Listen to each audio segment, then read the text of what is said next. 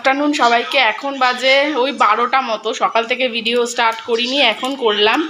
এই রান্না টান্না কমপ্লিট হলো। তো চলো কি কি রান্না হলো। আর মেজদি ভাই তরকারি দিয়ে গেছে অনেকগুলো, তো সেগুলো কি কি দিয়ে গেছে তোমাদের সাথে ঝটপট করে শেয়ার করে দিই। আর এদিকে পাকুমের স্নান হয়ে গেছে, পাকুমের বাবা এখন পাকুমের পাশে বসে আছে, ও ঠাম্মা স্নান টান করিয়ে দিয়ে গেল।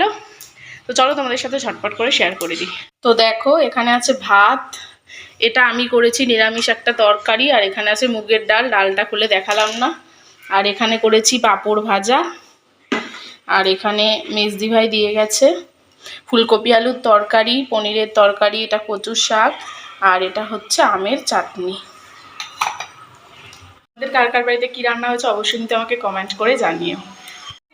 আমাদের আজকে সিঁড়ির তলাটা পরিষ্কার করা হচ্ছে, অনেকদিন ধরে ভাবছি করব করা হয় না। তো বড়মশাই পরিষ্কার করছে, ওই যে ওপর থেকে পুরো ঝাড় দিয়ে নিয়ে আসছে।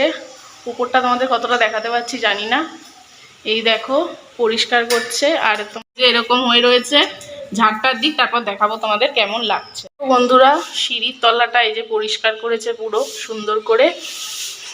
আর এখন বড়মশাই ঝাড় দিচ্ছে,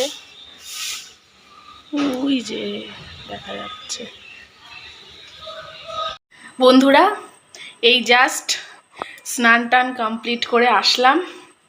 পাকুম ওই যে শুয়ে আছে, খেলছে ওখানে। এখন একটু বসবো। বন্ধুরা লাঞ্চ টাঞ্চ কোনো কিছুর ভিডিও শেয়ার করতে পারিনি, কি কি হয়েছে সেগুলো তো দেখিয়েছি। সন্ধেবেলা থেকে পাকুম এত কান্না করছিল যে ওকে সামলাতে সামলাতে ভিডিও শ্যুট করা হয়ইনি।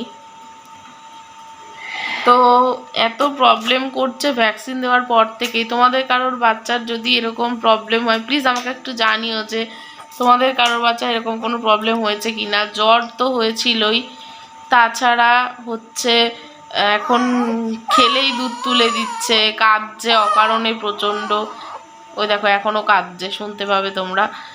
কেন করছে যদি কারো জানা থাকে প্লিজ আমাকে একটু কমেন্ট করে জানিও, খুব হেল্প হবে আমার।